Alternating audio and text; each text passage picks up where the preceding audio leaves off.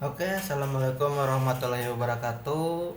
Kali ini saya akan mereview aplikasi yang sudah pernah saya buat ya untuk usaha di bidang servis AC. Nah, ini sudah saya lengkapi untuk fitur-fiturnya ya. Nanti kita lihat. Nah, ini form loginnya, kita login aja masuk. Nah, setelah login lalu menuju ke dashboard ya. Di dashboard ini ada ringkasan, teknisinya ada 8, total pelanggan ada 244, barang stoknya ada 152, dan total piutang pelanggannya ada 2,8 jutaan ya. Oke, lanjut ke data master. Nah, sorry, ini status ordernya juga kita bisa lihat real time.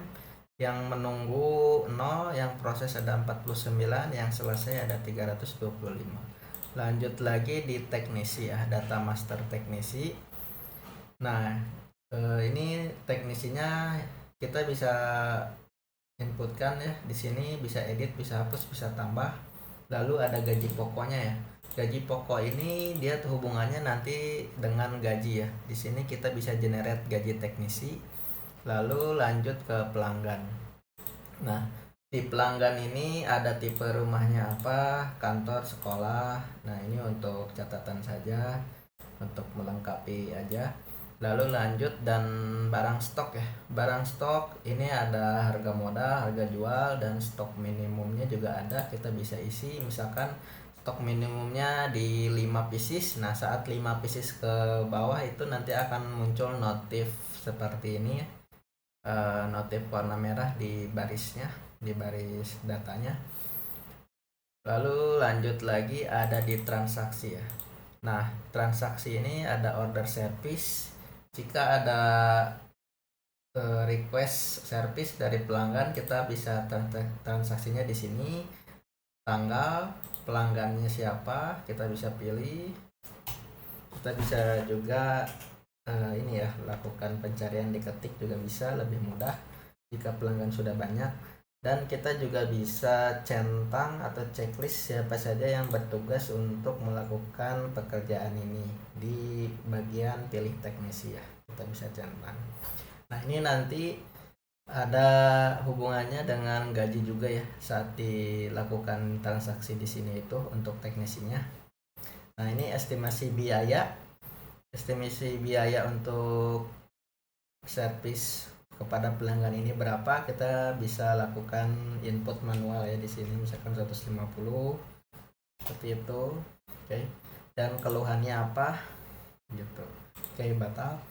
Nah, saat disimpan itu statusnya akan berubah menjadi proses. Nah, status berubah menjadi proses kita bisa lihat di sini. Nah, saat kita simpan kita bisa tambahkan data atau stok barang yang dipakai untuk membetulkan AC pelanggan tersebut ya. Misalkan ini pelanggannya masih bagus, keluhannya mati unit bawa bengkel. Nah, ini alat-alat yang digunakan untuk mengganti spare part yang rusaknya kita bisa inputkan ya seperti ini. Nah, seperti ini bisa tambah, nanti akan bertambah, dan dia estimasinya akan jika selesai servis dia akan muncul ya. Di sini kita bisa cek yang udah selesai seperti ini. Nah, sorry, spare partnya mungkin ini. Nah, spare part yang dipakai 95.000. Nah, ini biaya jasanya 305.000. Nah, totalnya segini ya, biaya jasa, total spare part, total keseluruhannya.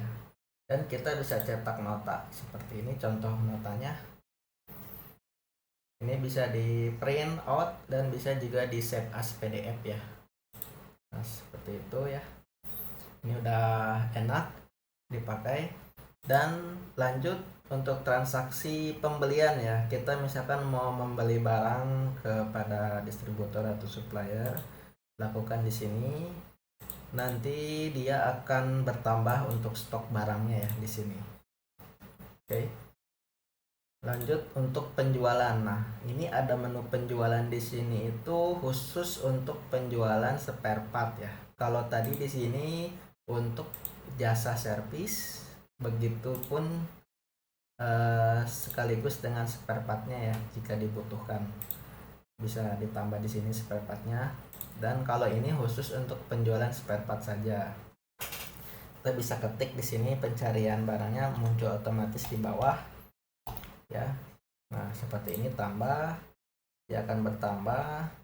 Nah seperti ini gitu. Oke. Riwayatnya juga muncul di sini ya nanti. Lanjut di keuangan. Nah untuk keuangan ini pemasukan, dia akan otomatis bertambah di sini ya jika ada input dari order service dan penjualan. Dia nanti akan otomatis masuk ke dalam menu pemasukan ini, cash flow ya. Nah untuk menambahkan manual di luar transaksi yang order service dan penjualan, kita lakukannya di tombol ini. Misalkan ada biaya invest dari luar atau pemasukan lainnya di luar dari order dan penjualan spare part, kita bisa input di sini ya. Begitupun dengan pengeluaran, dia akan masuk otomatis jika ada pembelian barang ya yang dilakukan di sini. Yang kedua, dia bisa lakukan manual untuk pengeluarannya seperti gaji teknisi dan lain-lainnya di sini ya. Oke. Lanjut piutang. Nah, piutang ini yang belum bayar akan muncul di sini. Kita bisa lakukan bayar, totalnya berapa. Oke, lanjut untuk gaji teknisi. Nah, untuk misalkan bulan Maret, kita bisa lakukan hitung gaji, klik, nanti akan otomatis muncul seperti ini ya, generate. Nah, seperti ini kan masih kosong, saat dihitung gaji dia akan muncul semua.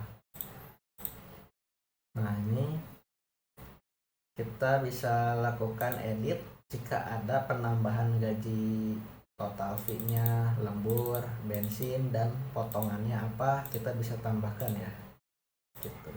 Dan jika sudah sesuai, kita bisa cetak juga slip gajinya, dan kita juga bisa checklist menandakan gaji sudah dibayar. Dan ini untuk laporan laba rugi, bulannya kita bisa pilih, tahunnya juga bisa tampilkan ya, nanti otomatis ya merekap seperti ini. Kembali lagi untuk laporan servis juga ada. Nah ini historinya, semua status, jenis alat, semua teknisi, dan laporan stok juga ada.